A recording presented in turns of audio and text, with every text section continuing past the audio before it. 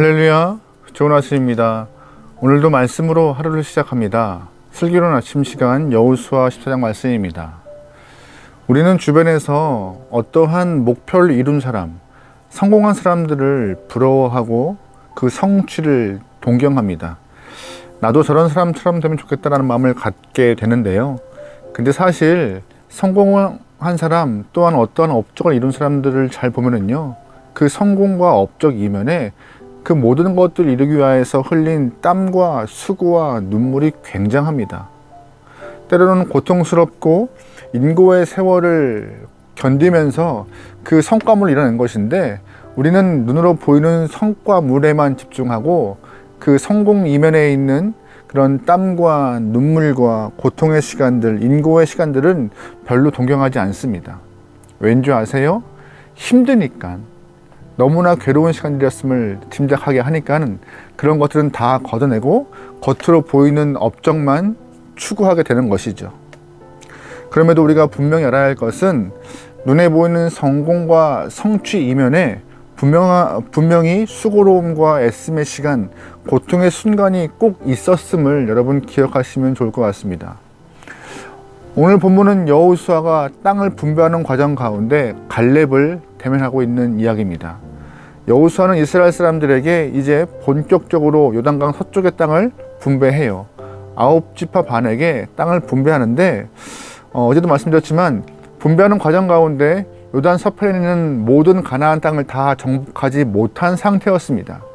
많은 부분 가나안 땅을 차지했지만 아직 블레셋 땅이나 가나안의 몇몇 족속들은 점령하지 못하여서 일부 남아있는 상황이지만, 하나님은 그럼에도 그 모든 지역을 포함하여서 9지파 반에게 분배하라 하셨습니다.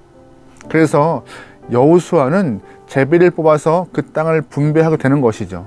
다시 말해서 각 지파별로 점령된 땅을 받기도 하고 점령해야 할 땅을 받는 상태가 된 것입니다.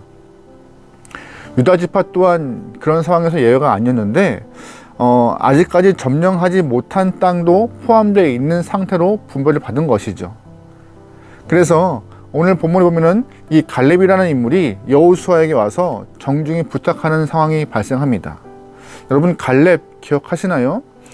민수기 13장에서 처음 등장하는데, 하나님께서 가나안 땅을 정탐하기 위해서 각 지파별로 정탐꾼을 뽑아서 40일 동안 가나안 땅에 갔다 오라 하십니다. 그때 유다 지파의 대표로서 갈렙이 선출되어서 이렇게 정탐꾼 생활을 하고 40일 만에 복귀하여서 사람들 앞에 모세에게 보고하는 장면을 우리는 다 기억할 것입니다.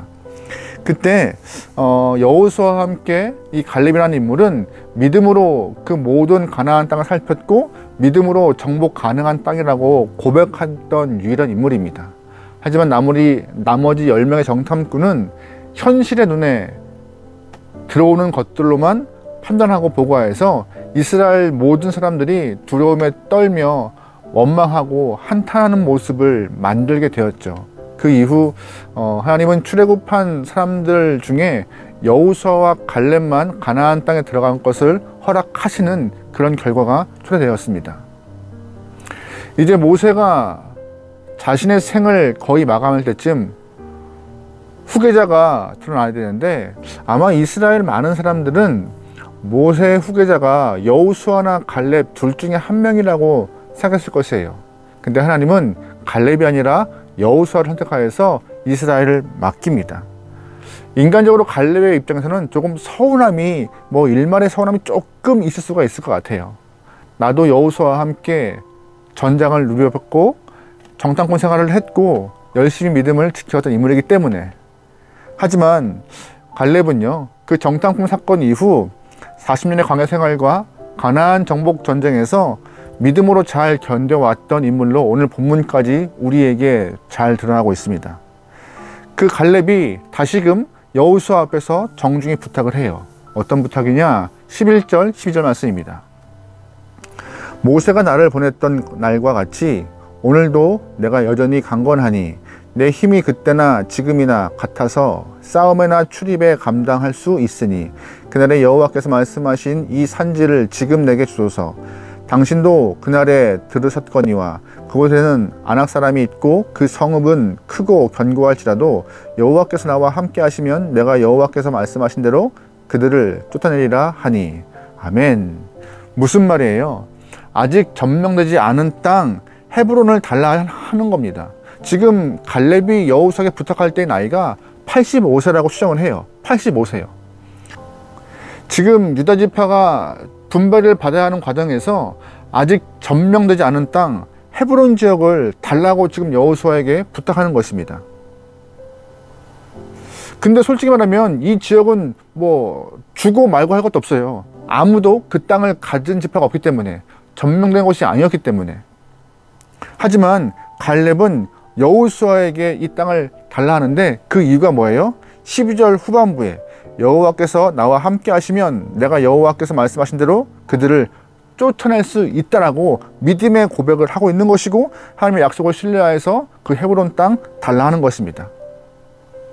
여호수아가 갈렙의 부탁을 듣고 그 85세 노인의 이야기를 듣고 어떻게 반응했을까요? 10절 말씀입니다. 여호수아가 여분네 아들 갈렙을 위하여 축복하고 헤브론을 그에게 주어 기업을 삼게 하매. 아멘. 솔직히 말씀드리면 이 객관적인 눈으로 볼 때 이 상황이 좀 우스워요. 우습다는 표현이 그런가요?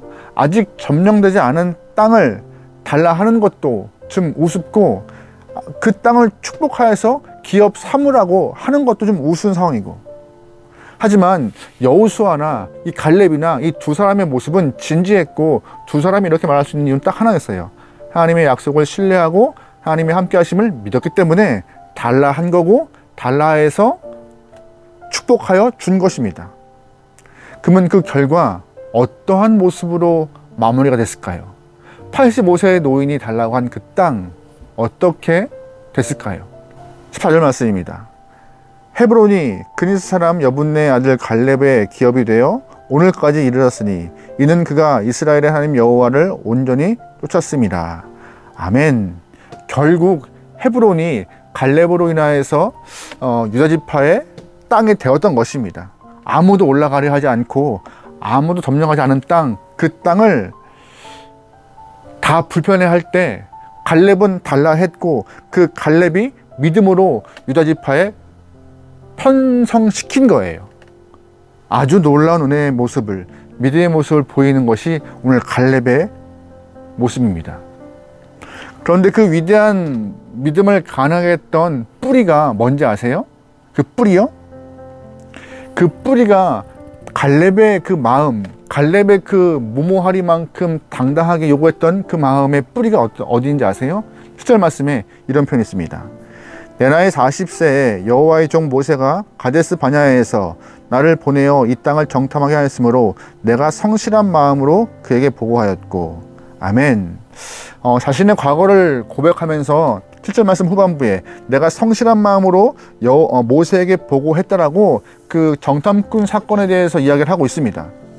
자신은 11명의 정탐꾼과 함께 가나안을 정탐하고 성실한 마음으로 모세에게 보고했는데, 8절과 9절 말씀입니다. 나와 함께 올라갔던 내 형제들은 백성의 간담을 높게 하였으나 나는 내 하나님 여호와께 충성하였으므로 그날에 모세가 맹세하여 이르되 네가 내 하나님 여호와께 충성하였은즉 네 발로 밟은 땅은 영원히 너와 내 자손의 기업이 되리라 하였느니라. 아멘. 무슨 말이에요? 8절과 9절 말씀에 다른 사람들은 다 가나안 땅을 보고 간담이 녹아서 두려워했지만 나는 여호와께 충성된 마음으로 성실하게 모세에게 보고했고, 모세가 나에게 내가 밟는 모든 땅 나에게 준다 하였다. 그 믿음과 말씀을 나는 신뢰하여서 하나님이 허락한 그 약속의 말씀을 신뢰하여서는 올라가는 것이다 라고 하나님의 성실함을 말하고 있는 것입니다.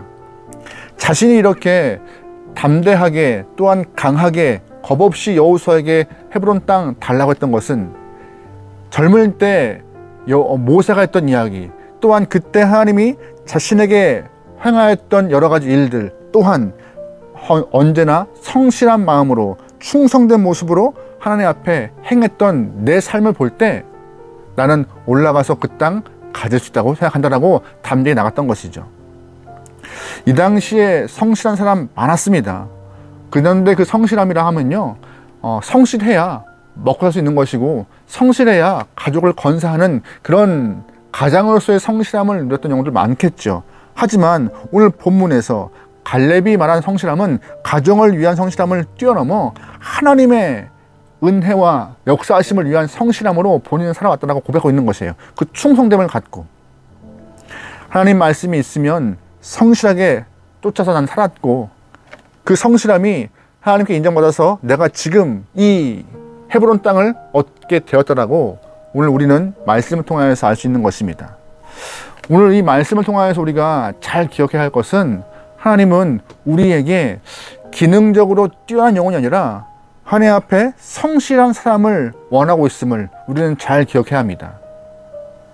하나님께서 말씀이 이루어진다 라고 외치시면 그 말씀을 신뢰하고 붙들고 살아갈 수 있는 성실함, 끝까지 말씀을 놓지 않고 말씀과 함께 땀 흘리며 살아갈 수 있는 그 성실함이 하나님이 원하시는 성도의 모습이라는 것을 우리는 잘 기억해야 할 것이에요.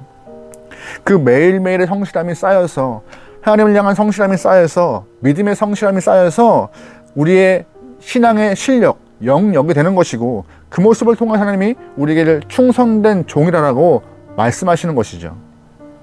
하루하루 정복되지 않은 땅들이 많겠지만 하루하루 주님과 함께 성실한 모습 살아갈 때 정복 가능한 땅이 되는 것이고, 정복하여서 주 앞에 영광 돌릴 수 있는 결과물로서 우리의 삶이 역전된다고 오늘 본문은 우리에게 말하고 있습니다.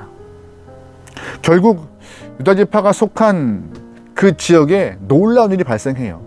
갈렙이 헤브론 땅을 달라 했고, 또한 하나님의 충성됨을 갖고 성실함을 갖고 그 땅을 차지하여서 유다 지파에 예속시킨 그 상황 가운데 어떠한 일이 발생했느냐? 11절 말씀에 헤브론의 옛 이름은 기럇 아르바라. 아르바는 아낙 사람 가운데에서 가장 큰 사람이었더라. 그리고 그 땅에 전쟁이 그쳤더라. 아멘.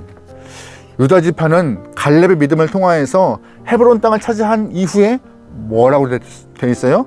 전쟁이 그쳤다. 다시 말해서 매일매일 성실한 삶을 살고 주의 말씀을 신뢰하여 살아갔던 그 세월의 시간이 실력이 되고 영역이 되고 믿음의 능력이 되어서 결국 전쟁을 그치고 평화 시절을 맞이할 수 있는 좋은 기반이 되었다라고 오늘 본문은 우리에게 말하고 있는 것입니다. 여러분 인생 가운데 평화, 평안을 요구하십니까? 다들 추구하실 거예요. 예수 그리스도가 우리를 향하여서 피 흘리심으로 우리에게 죄의 그 무거운 짐을 다 걷어가시고 평화의 삶을 허락하였습니다. 하지만 매일매일 삶이 평화롭지 않아요. 예수님이 가져가셨어도 내 안에는 죄성 때문에 참 매일매일 쉽지 않아요. 그럼에도 하나님은 말씀을 신뢰하여 하루하루 말씀과 함께 살아가는 우리에게 말씀으로 이겨낼 수 있는 힘을 주시고, 그 말씀으로 이 땅을 정복하고 마음을 정복하고 내 지역을 정복하고 하나님의 마음을 드러낼 수 있는 영혼 되어 전쟁이 그친 일을 가능하다, 전쟁 그침이 가능하여 평화를 누릴 수 있다고 본문은 말하고 있는 것입니다. 여러분 그러기에 오늘 하루도 다른 것보다 말씀을 신뢰하며 성실히 주 앞에 살아가기를 소망합니다. 그 성실함이 하나님이 원하시는 성도의 모습이고 또한 성공 이면에 꼭 필요한 자세임을 기억하면서 오늘 하루도 여러분 삶에 땀 흘리는 성실함을 통하여서 주님께 기쁨 드릴 수 있는 귀한 여러분과 제가 되면 좋을 것 같습니다. 오늘 하루도 승리합시다. 기도하시겠습니다.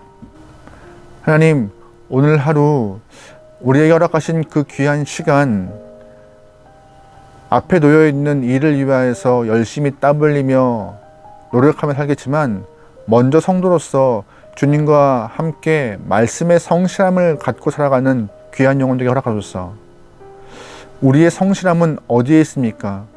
단순히 삶의 평안과 안위를 위하여서 먹고 살기 위하여서 땀 흘리는 성실함이 아니라 그 성실함을 넘어서 하나님의 마음을 기쁘게 할 수 있는 정말 주를 향한 성실함과 충성됨을 갖고 이 땅에서 승리할 수 있는 귀한 영혼 되도록 허락하소서.